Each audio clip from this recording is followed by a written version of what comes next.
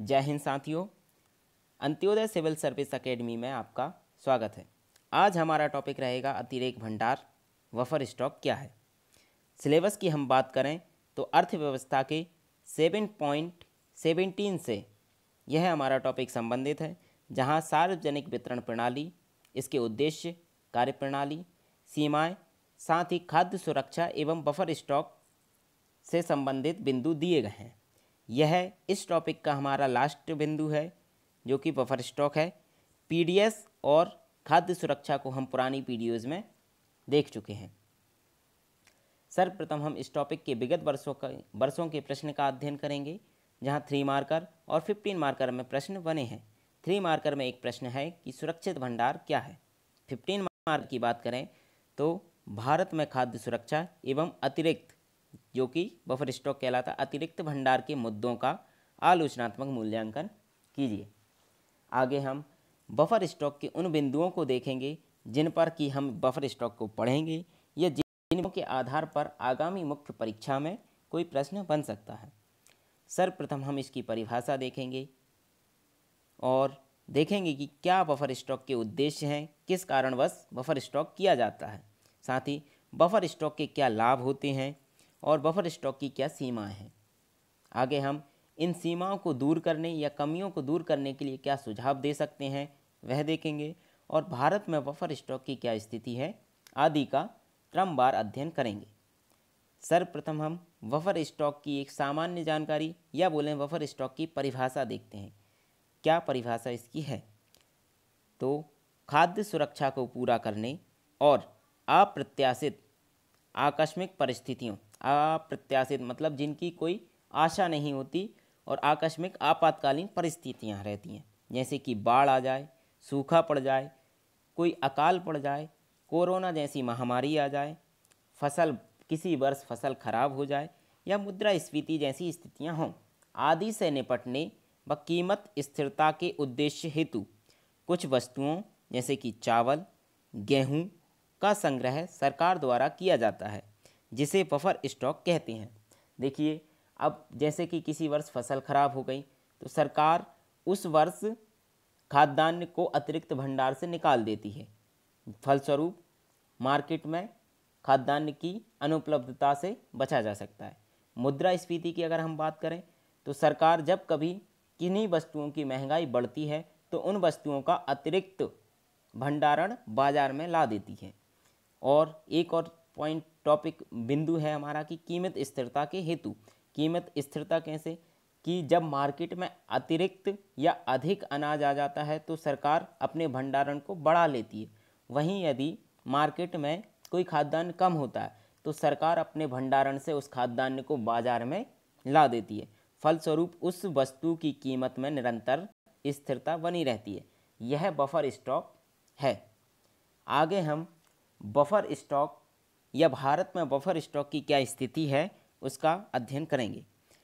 कार्य संचालन की हम बात करें तो एफसीआई व नाफेड, देखिए नाफेड हमने आपको 3 मार्कर में आगे दिया है, तो कृपया इसे अच्छे से कर लें, क्योंकि इससे रिलेटेड एक हमारा जो टॉपिक है या बिंदु है CACP, कृषि लागत एवं मूल्य आयोग, मुख्य परीक्षा में पहले पूछा जा चुका है, तो यह इसकी इम्पोर्टेंस को बढ़ा देता है। तो कार्य संचालन हमने देखा कि एफसीआई व नाफेड मिलकर इस या बफर स्टॉक के संबंध में कार्य संचालन करते हैं। आगे हम भारत में अगर कुल भंडारण देखें कि कितना भंडारण आज या करंट डाटा में है, तो 1 जनवरी का हमारे पास डाटा है कि 1 जनवरी 2020 के अनुसार भारत में गेहूं का लगभग 328 टन तथा चावल का लगभग 238 टन भंडारण है। यह आवश्यकता का लगभग 3 गुना है। देखिए, भारत में भंडारण पर्याप्त से भी अधिक है, पर्याप्त मात्रा से भी अधिक है, लगभग 3 गुना है। आगे हम देखेंगे कि भारत में बफर स्टॉक करने की आवश्यकता क्यों है, क्यों इसकी ज़रूरत पड़ती है। पहला इसमें बिंदु है भुखमरी इंडेक्स या भुखमरी सूचकांक 2019 के अनुसार भारत में इसकी रैंक 102 है, जो कि मात्र 117 देशों के अंदर है। दूसरा यहाँ बिंदु है कि विश्व खाद्य सुरक्षा सूचकांक जो है उसमें भारत की रैंक 74 है, जो भी काफ़ी पीछे है। और तीसरा यहाँ पर बिंदु है कि भारत में लगभग 195 मिलियन लोग कुपोषित हैं। ये कौन बता रहा है? यूएन इंडिया जो संस्था है वो कहती है कि भारत में लगभग 195 मिलियन लोग कुपोषित हैं। उपरोक्त जो 3 स्थितियाँ जो हैं वो भारत में बफर स्टॉक की आवश्यकता को बढ़ा देती हैं। लेकिन एक और हम यहाँ देख रहे हैं कि भारत में आवश्यकता का लगभग 3 गुना भंडारण है। वहीं दूसरी ओर निम्न स्थितियां हैं। यह 195 मिलियन लोग कुपोषित हैं। भुखमरी में भारत काफ़ी पीछे है। तो ये क्या बता रहा है? ये बताता है भारत में बफर स्टॉक की सीमाएं, अर्थात इतना भंडारण होने के बाद भी लोग कुपोषित हैं और भुखमरी इंडेक्स में भी भारत काफ़ी पीछे है। आगे हम बफर स्टॉक के उद्देश्य देखेंगे। किन उद्देश्यों की पूर्ति के हेतु भारत में बफर स्टॉक किया जाता है? पहला उद्देश्य यहाँ पर है कि खाद्य सुरक्षा सुनिश्चित करना। यह हम सभी जगह देख चुके हैं, चाहे वह पीडीएस हो, खाद्य सुरक्षा तो है ही। और यह उद्देश्य देखें, खाद्य सुरक्षा सुनिश्चित करना अर्थात सभी लोगों को सभी समयों पर प्रत्येक स्थिति में, चाहे वह आपातकालीन स्थिति हो, बाढ़ सूखा हो, सभी स्थितियों में उनकी खाद्य सुरक्षा सुनिश्चित होना चाहिए। सेकंड हमारा है आपातकालीन स्थितियों में भी खाद्य आपूर्ति बनी रहे। जो वर्तमान में बनी हुई है यही स्थिति है भारत में। भंडारण के कारण ही किसी भी स्थिति में, या चाहे वो महामारी आ जाए, कोरोना जैसी महामारी हो, उस स्थिति में भी खाद्य आपूर्ति बाधित नहीं होती। तीसरा है मुद्रास्फीति के समय मूल्यों में स्थिरता बनाए रखना। मुद्रास्फीति कैसे? कि जब किसी खाद्यान्न की कमी हो जाती है तो सरकार उस खाद्यान्न को बाजार में बढ़ा दे ताकि मुद्रास्फीति ना हो। नेक्स्ट है बाजार पर पूर्ण निर्भरता से बचाव। देखिए, जब कभी बाजार पर पूर्ण निर्भरता होती है तो वह स्वतः ही मुद्रास्फीति को जन्म दे देती है। तो भारत क्या है, एक यह बोलें कि भारत की अधिकांश जनसंख्या निर्धन वर्ग से संबंधित है। तो भारत खाद्यान्न के मामले में तो मुद्रास्फीति नहीं होने दे सकता, इस कारण वह भंडारण करता है और बाजार पर पूर्ण निर्भरता नहीं रखता।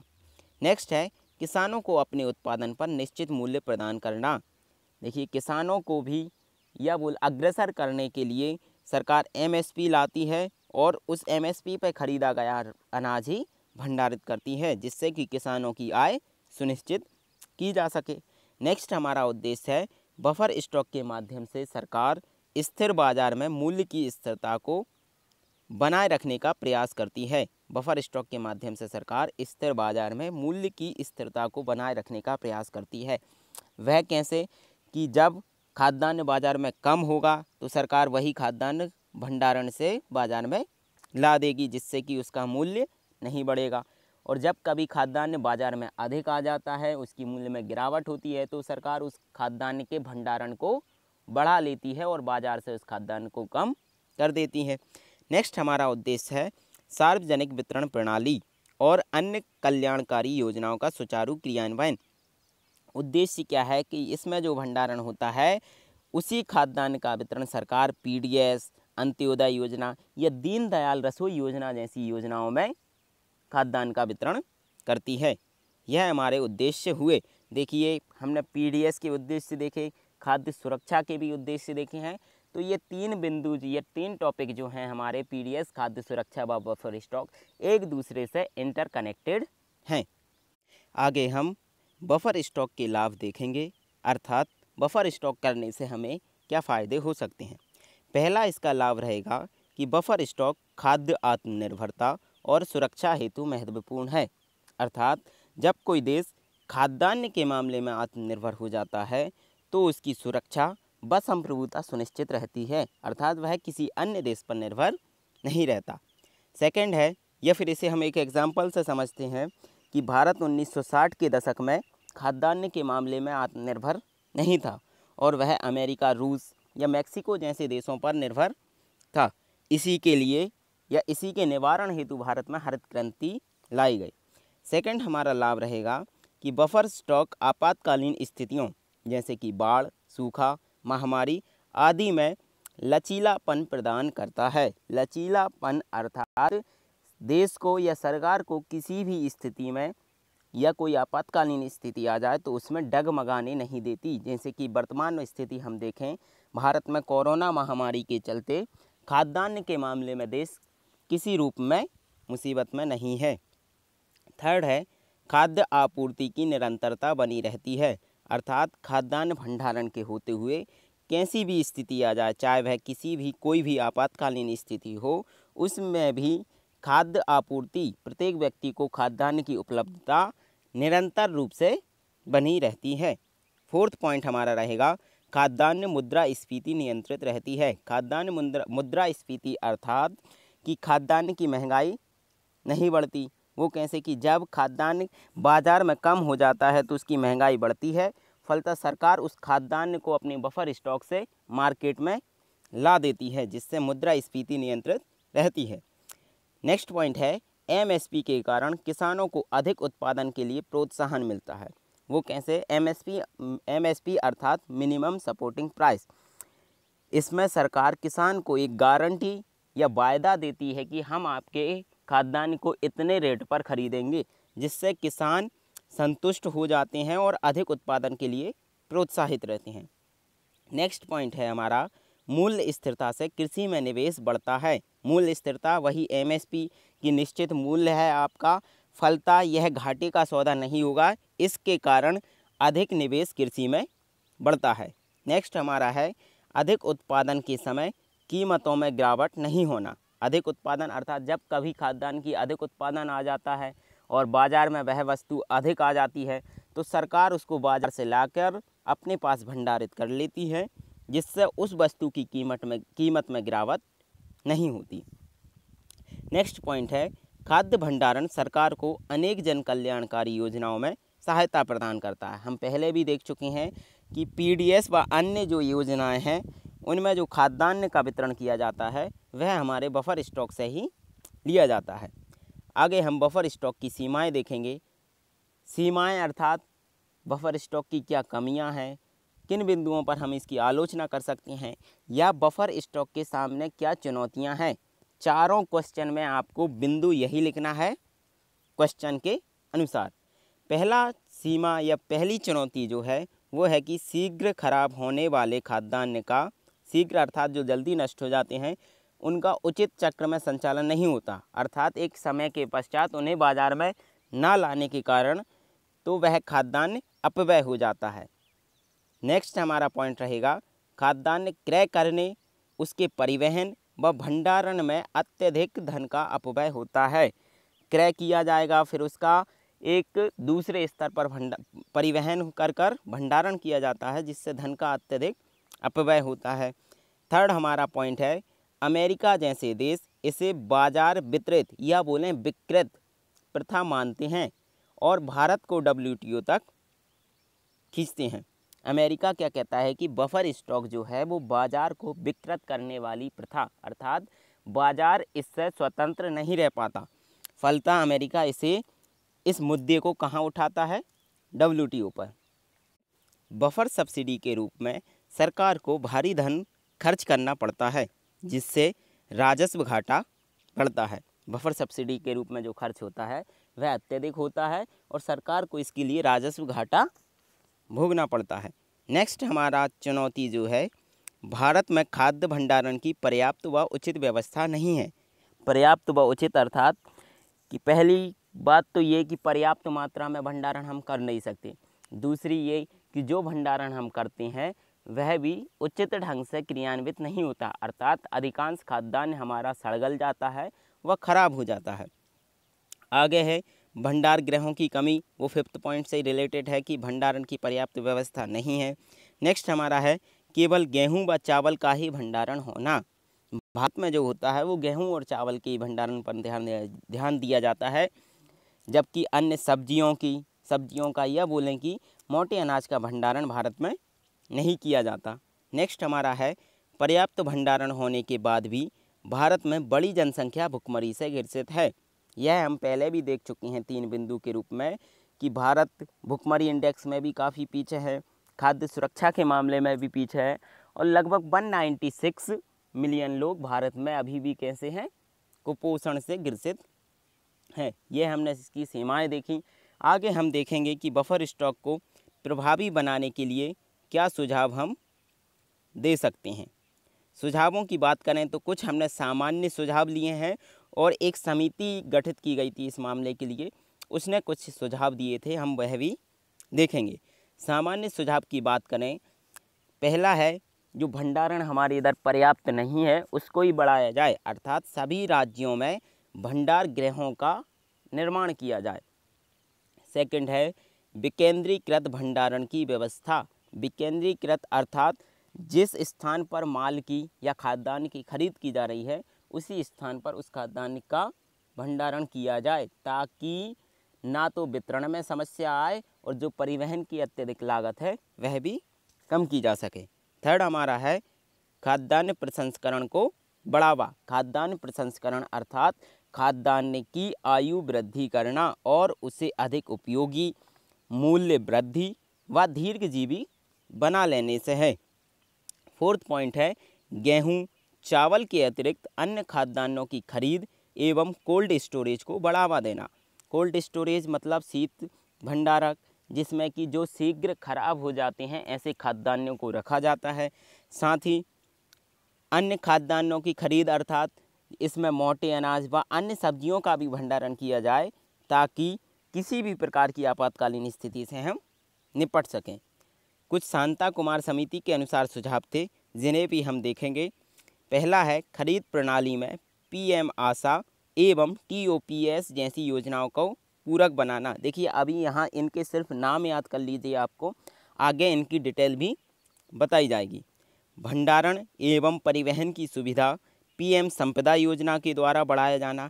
ये आप बस नाम लिख दीजिए आंसर में, आपका आंसर काफ़ी प्रभावी हो जाएगा। पहला क्या था, खरीद प्रणाली में पीएम आशा एवं टीओपीएस जैसी योजनाओं को पूरक बनाना। और सेकंड है हमारा भंडारण एवं परिवहन की सुविधा पीएम संपदा योजना के द्वारा बढ़ाया जाना।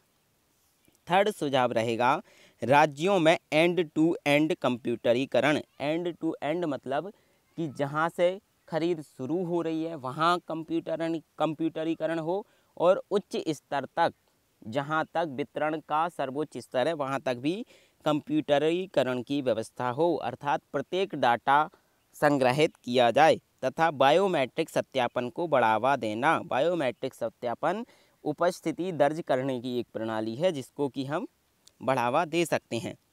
यह टॉपिक हमारा ख़त्म होता है। अब हम देखेंगे कि भविष्य में या आगामी परीक्षाओं में इस टॉपिक से क्या प्रश्न बनने की संभावनाएं हैं। हम 3 मार्कर में 2 क्वेश्चन देखेंगे। पहला रहेगा नाफेड, नाफेड क्या है, और सेकंड है मध्य प्रदेश राज्य भंडार गृह निगम। 6 मार्कर में हम देखेंगे खाद्य सुरक्षा मिशन के प्रावधान लिखिए। देखिए खाद्य सुरक्षा मिशन, मिस्टेक हो गया यहाँ पर, यहाँ आपको लिखना है खाद्य सुरक्षा अधिनियम 2013 के प्रावधान लिखिए।